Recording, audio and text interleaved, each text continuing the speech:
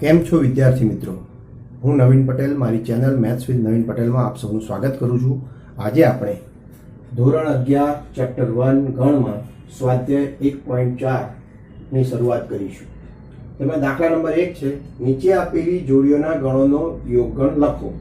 એટલે યોગ ક્રિયા આપણે જે અગાઉના લેક્ચરમાં આપણે જે ભણ્યા હતા એનો અહીંયા આપણે ઉપયોગ કરીશું, યોગગણ મેળવવાની પ્રક્રિયા. તો યોગગણમાં શું કરતા હતા આપણે કે જે બે ગણોનો યોગગણ લેવાનો હોય એ બંને ગણના તમામ સભ્યોનો આપણે સમાવેશ કરવાનો. એકને એક સભ્ય જે આવે, ધારો કે એક્સમાં પણ જે સભ્ય છે વાયમાં પણ હોય તો એક જ વખત લેવાનો, બે વખત લેવાનો. એ તો ગણનો પણ નિયમ છે કે ગણમાં એકને એક સભ્યને બે વખત દર્શાવવામાં આવતો નથી, પણ એક્સ અને વાયના તમામ સભ્યોને સાથે લેવાના હોય છે. તો અહીંયા આપણે યોગગણની પ્રક્રિયા કરીશું, એક્સ યોગ વાય. હવે આપણે લખીશું x ના ઘટકો 1, 3, 5 યોગગણ, y ના ઘટકો 1, 2 અને 3.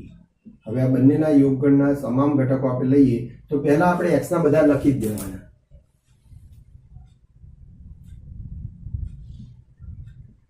વન, 3, 5. ત્યારબાદ આપણે y ના ઘટકો લઈએ તો 1 તો આવી ગયેલો છે તો 2 લખીશું, 3 આવી ગયેલો છે, બસ તો પૂરું. હવે તો આ આપણા x યોગ y ના ઘટકો થાય. ત્યારબાદ બીજાની અંદર જોઈએ, a આપ્યો છે ગણ તો એના ઘટકો છે a, e, i, o, u. b ના ઘટકો છે a, b, c. તો આમાં પણ આપણે a યોગ b કરીએ તો a ના ઘટકો લખીએ આપણે a, e, i, o, u. ત્યારબાદ એનો યોગગણ b સાથે તો કે a, b અને c થાય છે. હવે આ બંનેના તમામ ઘટકોને આપણે લઈએ તો પહેલા આપણે લખી દઈએ a, e, i, o, u. Sorry, હવે એના પછી આપણે હજી b ના ઘટકો લેવાના છે. b ના ઘટકો જુઓ, a આવી ગયો છે તો b નથી આવ્યો તો b લખીશું અને c લખીશું. ક્લિયર? ત્યારબાદ હવે a અને b બંને ગણ આપેલા છે જે ગુણધર્મ રીતે આપેલા છે. પહેલા આપણે એમને યાદીની રીતે લખીશું. તો a બરાબર શું મળી શકે? તો a બરાબર આપણને કીધું છે x એ 3 ની ગુણિત પ્રાકૃતિક સંખ્યા છે. તો 3 ની ગુણિત પ્રાકૃતિક સંખ્યા કીધી છે, બરોબર? રકમમાં ઓકે જ છે, ગુણિત પ્રાકૃતિક સંખ્યા છે, બરોબર. હવે અહીંયા આપણે 3 ની ગુણિત પ્રાકૃતિક સંખ્યામાં કઈ કઈ આવી શકે? તો કે જુઓ 3, 6, 9, 12 અપ ટુ ઇન્ફિનિટી સુધી, બરોબર. હવે ત્યારબાદ બી ગણની વાત કરીએ તો બી ગણના સભ્યો કયા થાય? તો કે x, કે જ્યાં x એ 6 થી નાની પ્રાકૃતિક સંખ્યા છે. તો 6 થી નાની પ્રાકૃતિક સંખ્યા કઈ થઈ શકે? તો 1, 2, 3, 4 અને 5, બરોબર. એમાં આપણે 6 થી નાની કીધી છે એટલે 6 પોતે લેવાના નથી. હવે જો આ બંનેનો આપણે યોગગણ કરવાનો છે તો અહીંયા હવે હું તું ડાયરેક્ટ કરીશ. એકચ્યુઅલી તમારે જ્યારે 2 માર્ક્સમાં ક્વેશ્ચન પૂછાય ત્યારે બંને ગણો પહેલા લખવાના યોગગણની રીતે, યોગગણ દર્શાવીને, અને ત્યારબાદ તેનો આન્સર લખવાનો. પરંતુ અહીંયા જગ્યાના અભાવે હું ડાયરેક્ટ કરી રહ્યો છું, બરોબર. તો હવે તમે ખાસ ગણ એ લખજો, યોગગણ ગણ બી ના સભ્યો લખજો. ત્યારબાદ હું જે આન્સર લખું છું એ લખવાનું રહેશે. તો એમાં આપણે શું થશે? તો સૌથી પહેલા આપણે કહ્યું કે બધા જ સભ્યો લખવાના છે, એ અને બી ના બધા જ, એકને એક રિપીટ થતા હોય નહીં લખવાના. તો આમાં જો આપણે સિરિયલ નંબર મુજબ જોવા જઈએ તો 1, 2, 3, 4, 5 એ પહેલા આવશે તો આપણે પહેલા એને લખી દઈએ અને ત્યારબાદ અહીંથી બાકીના સભ્યો લખીશું. તો અહીંયા હું લખીશ તો કે 1, 2, 3, 4, 5, 6. હવે જુઓ 6 પછી જુઓ તમે, આ તો સભ્યો બધા આવી ગયા, અહીંયા 3 આવી ગયો તો ફરી રિપીટ નથી કર્યો, 6 લખ્યો. ત્યારબાદ 9, 12, 15 અપ ટુ ઇન્ફિનિટી. ત્યાં પછી 3 ના ગુણિત રિપીટ થાય. હવે જુઓ ચોથાની અંદર ગણ એ આપેલો છે તો ગણ એ ના સભ્યો કયા છે? તો કે ગણ એ ના સભ્યોમાં કહ્યું છે કે x, કે જ્યાં x એ પ્રાકૃતિક સંખ્યા છે એટલે કે બિલોંગ્સ ટુ n આવેલી છે, એટલે કે ધન પૂર્ણાંકો, બરોબર. તો 1, 2, 3, 4, 5, 6 અપ ટુ ઇન્ફિનિટી. પણ એમાં એક શરત બીજી આપી છે, અને કરીને લખ્યું છે 1 less than x less than 6. એનો મતલબ કે x ની કિંમત 1 થી મોટી છે અને 6 થી નાની છે. તો 1 થી મોટી એટલે કે 2, 3, 4 અને 5 આવે, અને 6 થી નાની કીધી છે એટલે 6 પોતે આવશે નહીં, બરોબર. તો અહીંયા આપણને 4 ઘટકો 5 સુધી મળે છે. બરોબર. ત્યારબાદ બી બરાબર વાત કરીએ. બી બરાબર શું છે તો કે એક્સ, કે જ્યાં એક્સ એ પ્રાકૃતિક સંખ્યા છે અને 6 less than X less than 10, એટલે કે એક્સ ની કિંમત 6 થી મોટી ને 10 થી નાની છે. તો એવા સંજોગોમાં આપણે જોઈએ તો આપણને કયા કયા ઘટકો મળી શકે તો કે 7, 8 અને 9, આ ત્રણ જ ઘટકો મળી શકે. હવે આપણે વાત કરીએ આ બંનેના યોગગણની. તો યોગગણમાં જોઈએ તો આપણને શું મળે તો કે a યોગ b. આમ તો બંને ઘટકો આપણે લખીશું, એમના વચ્ચે યોગગણ કરીશું, પણ જગ્યાના અભાવે હું ત્યાં ડાયરેક્ટ કરી રહ્યો છું. બરોબર. તો 2 માર્ક્સમાં જો ક્વેશ્ચન પૂછ્યો હોય તો ખાસ લખવો. બરોબર.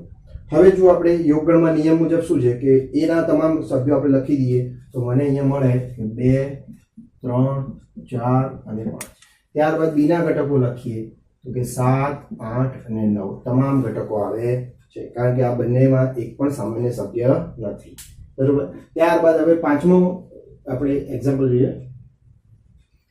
તો પાંચમાં શું કહે છે કે a બરાબર 1, 2, 3 એવા ત્રણ ઘટકો છે અને b બરાબર શું છે તો કે b બરાબર 5 એટલે કે ખાલી ગણ છે. તો આ બંનેનો યોગગણ શું થાય તો આપણે જુઓ તો કે a બરાબર આપણને જે ઘટકો આપ્યા છે એનો b સાથેનો આપણે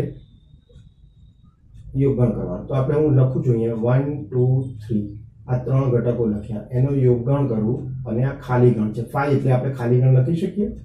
બરોબર. તો હવે આમાં બધા જ સભ્યો મારે રિપીટ કરવાના, a ના અને b ના. તો b માં તો આમ પણ એક પણ સભ્ય નથી, તો શું જવાબ આવે તો કે a ના તમામ સભ્યો આવે. આપણે નિયમ પણ ભણ્યા છીએ કે a યોગ 5 હોય તો આપણને જવાબ એ જ મળે છે. તો 1, 2 અને 3 મળે. બરોબર. તો આ રીતે આપણને a યોગ b બરાબર 1, 2, 3 મળે અને એ પોતે શું છે એ પોતે આપણો a જ છે. આ નિયમમાં આપણે ભણ્યા છીએ a યોગ 5 હોય તો આપણને જવાબ a મળે છે યોગ ક્રિયાના ગુણધર્મોમાં. હવે દાખલા નંબર 2 માં જુઓ. a બરાબર સ્મોલ a સ્મોલ b એવા બે ઘટકો ધરાવે છે અને b બરાબર સ્મોલ a સ્મોલ b અને સ્મોલ c આમ ત્રણ ઘટકો ધરાવે છે. હવે અહીંયા એવું કે છે કે a સબસેટ b છે તો કે a ના તમામ સભ્યો b માં આવેલા છે તો કે હા આવેલા છે. a પણ આવેલો છે અને b પણ આવેલો છે તો કે આપણે લખીશું હા a સબસેટ b છે. બીજો ક્વેશ્ચન શું કહે છે a યોગ b શું થશે આપણે a યોગ b શોધીએ. તો a યોગ b બરાબર શું થાય તો જુઓ a યોગ b બરાબર ab યોગ ગણ a b અને c. તો ત્રણેયનો આપણે બંનેનો યોગગણ લેવાનો. તો આપણે a ના ઘટકો પહેલા લખી દઈએ a અને b, પછી b ના ઘટકો લખીએ તો a b આવી ગયા છે તો બાકી શું રહ્યું તો કે c. તો c આપણને મળે છે. આમ આપણને a યોગ b માં abc મળે છે. તો abc કોણ છે તો કે પોતે b છે. એટલે એનો મતલબ આપણે આ પણ નિયમ ભણ્યા છીએ કે જો એક ગણ એટલે કે a b નો ઉપગણ હોય તો એવા સંજોગોમાં a યોગ b બરાબર આપણને a યોગ b બરાબર આપણને અધિગણ b મળે છે. ક્લિયર? ઓકે. આ નિયમનું આપણે સાબિતી આપી કહેવાય. ઓલરેડી આપણા નિયમ આગળ આવી ગયેલા છે. જો હવે દાખલા નંબર 3 માં જુઓ કે જો a સબસેટ b હોય તેવા બે ગણ આપ્યા હોય તો a યોગ b શું થશે. હાલ મેં સમજાવ્યું એ મુજબ જ છે. a સબસેટ b આપેલો જ હતો તો આપણને જવાબ શું મળ્યો a યોગ b બરાબર આપણને શું મળે b મળે. તો આપણે એ જ લખીશું અહીંયા તો કે અહીં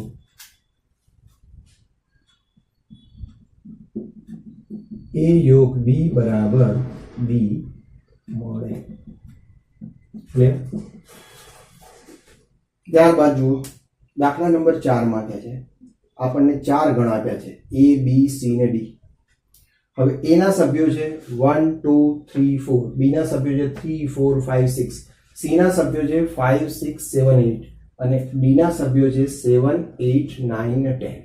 તો આ 4 ગણો આપેલા છે. આ 4 ગણોનો ઉપયોગ કરીને એમણે જે નીચે ગણો અલગ અલગ માંગ્યા છે એનો આપણે જવાબ આપવાનો છે. તો આપણે પહેલામાં કે છે a યોગ b. તો આપણી પાસે a અને b ના સભ્યો આપણી પાસે છે તો એનો ઉપયોગ કરીશું અહીંયા. તો a ના સભ્યો હું લખીશ 1, 2, 3 and 4. બરોબર. એનો યોગગણ કરીશ b સાથે 3, 4, 5 અને 6. બરોબર. તો આપણે બંનેના યોગગણમાં શું સભ્યો મળે તો કે યોગગણમાં આપણે કહ્યું કે એકના એક રિપીટ ના થવા જોઈએ, બાકીના બધા જ આવે. તો 1, 2, 3, 4. હવે 3, 4 આવી ગયા છે તો 5 અને 6. જે આપણો A યોગ B કહેવાય છે. હવે A યોગ C શોધવાનું છે. તો A ના સભ્યો કેટલા છે? તો હવે કે A ના સભ્યો આપણે જે છે એ લખી દઈએ. તો કે 1 2 3 and 4 એનો યોગગણ C સાથે કરીએ. તો C ના સભ્યો કયા છે? તો કે C ના સભ્યો છે 5 6 7 8. 5 6 7 અને 8.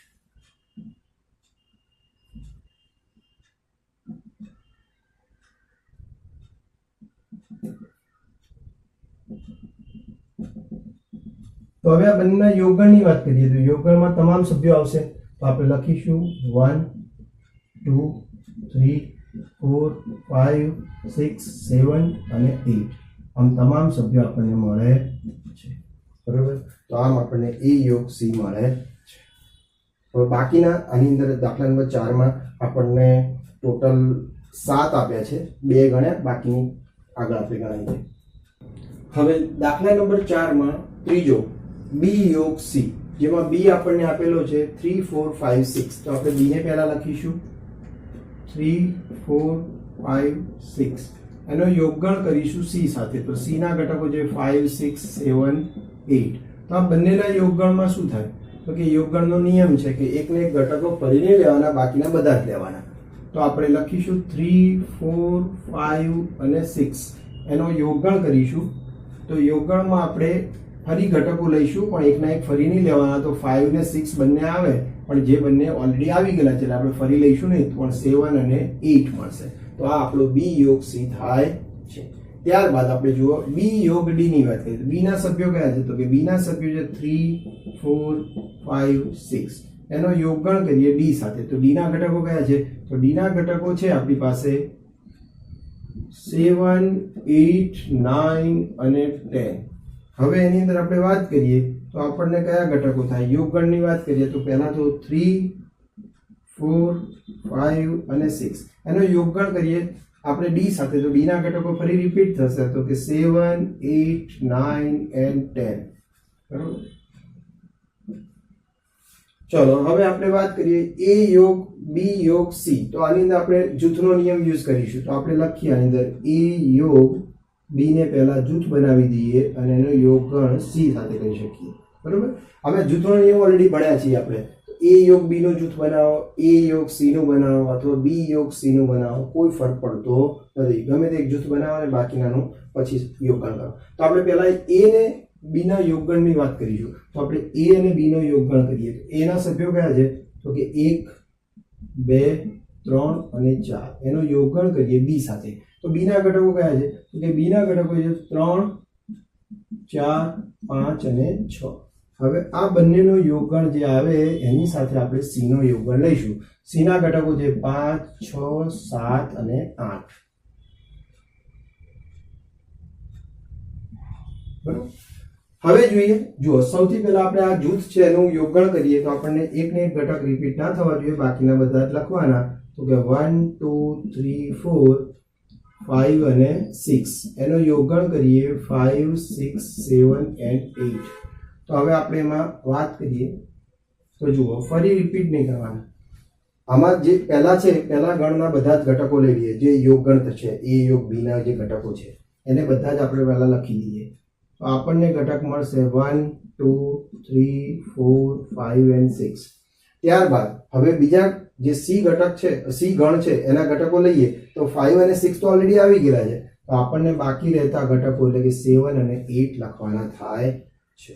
ત્યારબાદ જોઈએ છઠ્ઠામાં કીધું છે આની જેમ જ છે A યોગ B યોગ C હતો એની જગ્યાએ ત્યાં A યોગ B યોગ D છે. તો બસ સેમ પ્રોસિજર થી કરીશું. આપણે A યોગ B નો પહેલા જૂથ લઈ લઈએ, A યોગ B, અને એનો યોગગણ B સાથે કરીએ. A ના ઘટકો આપણે લખીએ. તો A ના ઘટકો શું છે?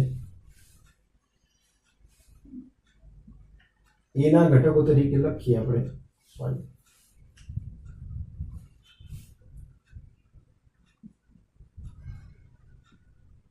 A ના ઘટકો તરીકે લખીએ તો કે 1 2 3 and 4 એનો યોગગણ કરીએ B સાથે કે 3 4 5 and 6 થશે. બરોબર. એનો યોગગણ D સાથે કરીએ.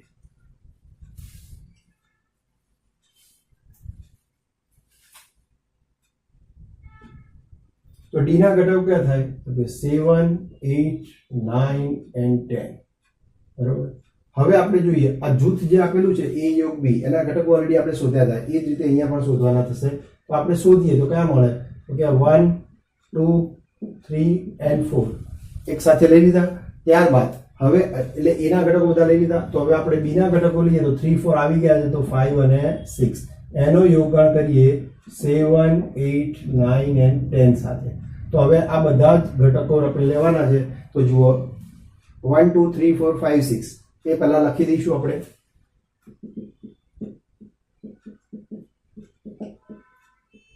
ત્યારબાદ આપણે જોઈએ તો કે બી ના ઘટકો એટલે કે ડી ના ઘટકો આપણે લેવાના છે, પણ એમાં જુઓ 7, 8, 9, 10 એમાંથી એક પણ ઘટક આગળ આવેલો નથી, તો બધા જ આપણે લેવાના થાય. તો આમ આપણને 1 to 10 સુધીના ઘટકો એ યોગ બી યોગ ડી માં મળે છે. સેમ પ્રોસીજર આપણે સાતમામાં કરવાની થશે. બી યોગ સી યોગ ડી કીધો છે, તો અહીંયા પણ જો અહીંયા આપણે એવું પણ કરી શકીએ, ચલો પાછળના બે ઘટકોને હું જૂથ તરીકે લઉં. તો સી યોગ ડી તરીકે હું એને જૂથમાં લઉં. તો પહેલા મારે બી નો જૂથ બી ગણ લખી દેવો પડશે. બી ના ઘટકો છે 3, 4, 5 and 6 એનો યોગગણ કરવાનો થશે. પણ એ પહેલા આપણે સી યોગ ડી શોધીશું. તો સી ના ઘટકો કયા છે? તો કે સી ના ઘટકો જે છે એને પહેલા લખીએ આપણે. તો કે સી ના ઘટકો છે 5, 6, 7 and 8 એનો યોગગણ કરીએ ડી સાથે. તો કે ડી સાથે એનો યોગગણ કરીએ તો ડી ના ઘટકો છે 7, 8, 9, 10.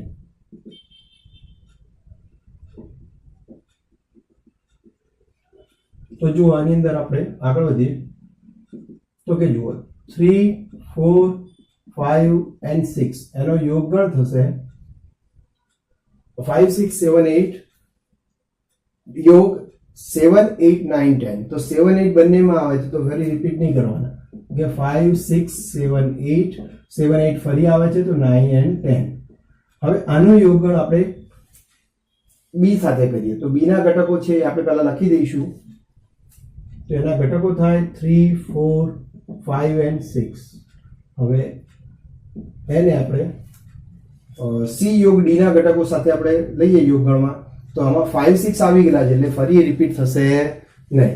તો અહીંયા આપણે બાકીના ઘટકો લખીએ તો કે 7, 8, 9 and 10 મળે છે. આમ આપણે અહીંયા બી યોગ સી યોગ ડી નો આન્સર મળે છે. ઓકે, હવે નેક્સ્ટ લેક્ચરમાં આપણે એક્સરસાઇઝ નંબર 5 થી સ્ટાર્ટ કરીશું.